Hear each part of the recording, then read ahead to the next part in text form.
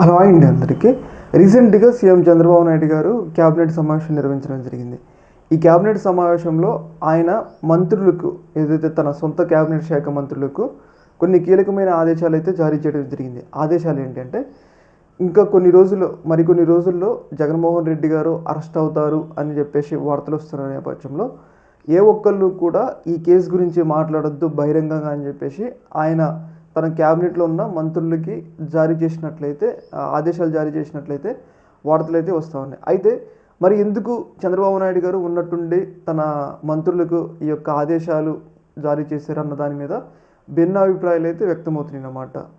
మనం గమనించినట్లయితే రీసెంట్గానే జగన్మోహన్ రెడ్డి గారు ఒక మాస్ వార్నింగ్, అంటే ఒక బహిరంగంగానే ఇప్పుడు ఎవరెవరైతే మిమ్మల్ని ఇబ్బంది పెడుతున్నారో వాళ్ళందరి మీద ఖచ్చితంగా చర్యలు ఉంటాయని చెప్పేసి జగన్మోహన్ రెడ్డి గారు కార్యకర్తలకు కూడా చెప్పారు. అంటే కార్యకర్తలకు ఒక భరోసా ఇచ్చారు.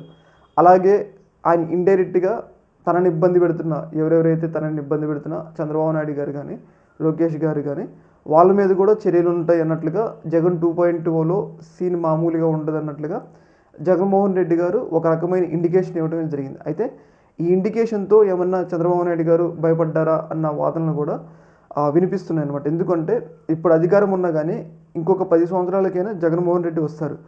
జగన్మోహన్ రెడ్డి వచ్చినప్పుడు ఇప్పుడు ఏదైతే వైసీపీ కార్యకర్తలను ఇంత ఇబ్బంది పెడుతున్నారో ఖచ్చితంగా జగన్మోహన్ రెడ్డి గారు రివెంజ్ తీర్చుకుంటారు. ఇప్పుడు లిక్కర్ స్కామ్లో సరైన ఆధారాలు లేవు. ఏంటి అంటే జగన్మోహన్ రెడ్డి ఇట్లా అవినీతి చేసిండని చెప్పేసి సరైన ఆధారాలు లేవు. ఓన్లీ వాంగ్మూలాల ద్వారా మనం అరెస్ట్ చేస్తే, అంటే ఓన్లీ మాటపూర్వకంగానే ఇప్పుడు జగన్మోహన్ రెడ్డిని అరెస్ట్ చేస్తే రేపు ఒకవేళ అధికారంలోకి వచ్చిన తర్వాత ఆయన ఇంకెంతమందిని అరెస్ట్ చేస్తాడు అని చెప్పేసి టీడీపీలోనే ఒక రకమైన చర్చ జరుగుతుంది. అంటే సీనియర్ల నుంచి ఒక చర్చ జరుగుతుంది. ఇప్పుడు మనం ఒక సాంప్రదాయానికి గనక స్వీకారం చుడితే రేపు జగన్మోహన్ రెడ్డి వస్తే దాన్ని ఆపేది ఎవరు అన్న అభిప్రాయం అయితే సీనియర్లు చంద్రబాబు నాయుడు గారి ముందు పెట్టారనమాట. అయితే దీని మీద ఆలోచించిన చంద్రబాబు నాయుడు గారు ఈ కేసు గురించి ఎవరు మాట్లాడొద్దు అన్నట్లుగా కొన్ని ఆదేశాలు అయితే జారీ చేయడం జరిగింది. అంటే జగన్మోహన్ రెడ్డి ఇచ్చిన వార్నింగ్ మేరకు భవిష్యత్తులో ఎదురయ్యే ఇబ్బందుల మేరకు చంద్రబాబు నాయుడు గారు ఏమన్నా ఈ కేసులో యూటర్న్ తీసుకున్నారా అన్న ఒక అభిప్రాయం అయితే వ్యక్తమవుతుంది. ఏదేమైనా కానీ జగన్మోహన్ రెడ్డి గారు ఇచ్చిన వార్నింగ్తో మాత్రం ఒక రకమైన వైసీపీ కార్యకర్తలు ఒక రకమైన జోష్ రావడంతో పాటు టీడీపీలో కూడా భయం మొదలైందని చెప్పేసి ఇక్కడ క్లియర్గా అర్థమవుతుంది అనమాట. ఎందుకంటే ఇప్పుడు ఈయన్ని ఇబ్బంది పెట్టినప్పుడు రేపు జగన్మోహన్ రెడ్డి వస్తే జగన్మోహన్ రెడ్డి కాదన్నా కానీ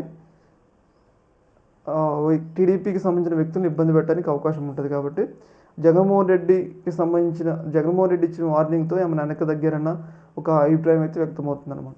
ఈ యొక్క అంశంలో మీ యొక్క అభిప్రాయం కింద కామెంట్లు తెలియజేయండి. Okay madam.